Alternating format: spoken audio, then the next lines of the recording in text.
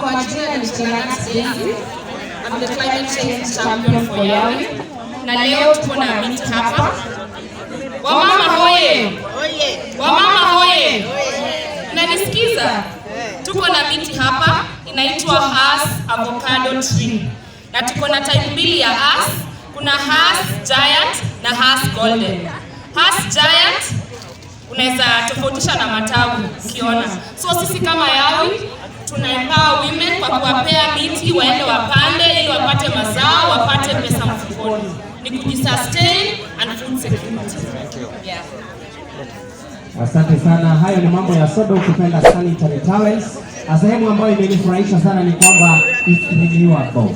Yes. Asante baba. Asante sana. Hizo sanitary towels zinapatikana hapa na tunafurahia. Kwa hivyo hauna haja ya kupata sanitary towel ambayo inakuletea magonjwa kama ya UTI. Kwa sababu nimekaa nayo sana. UTI ni nini baba? Hiyo utauliza daktari. Poa. Sana katika meza yetu muone tuko na bigo, tuko na kuchora na cherehani na masweta na sana tumeelekea katika kazi ya walimu. Karibuni sana. Asante sana. Mama hapa sasa tuko na wenzetu kutoka katika shirika la Msalaba Mwekundu na hawa wanasaidia sana. Mnajua mnavijua leko mpigia huko shika. Nilisaidia ndugu zetu na dada zetu pale mahali walikuwa na hapo.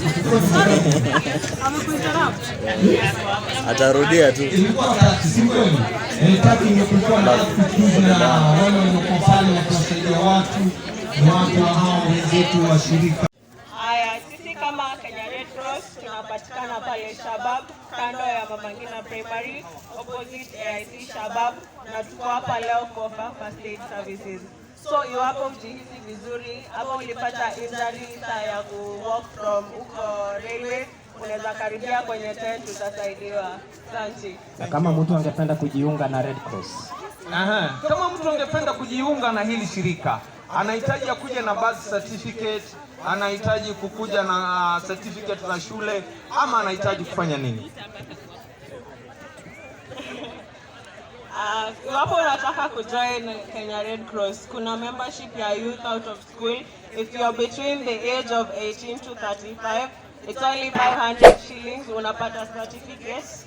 Alafu kuna youth out of school, hiyo ni 35 and above, inaitwa adult membership.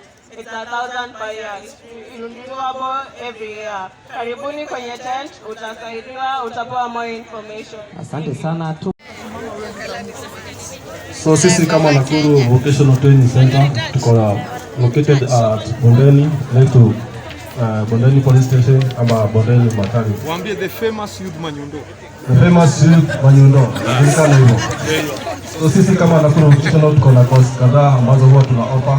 Mojawapo ni kama stima, electrical engineering, fashion and design, dressing, building, plumbing, food and beverage.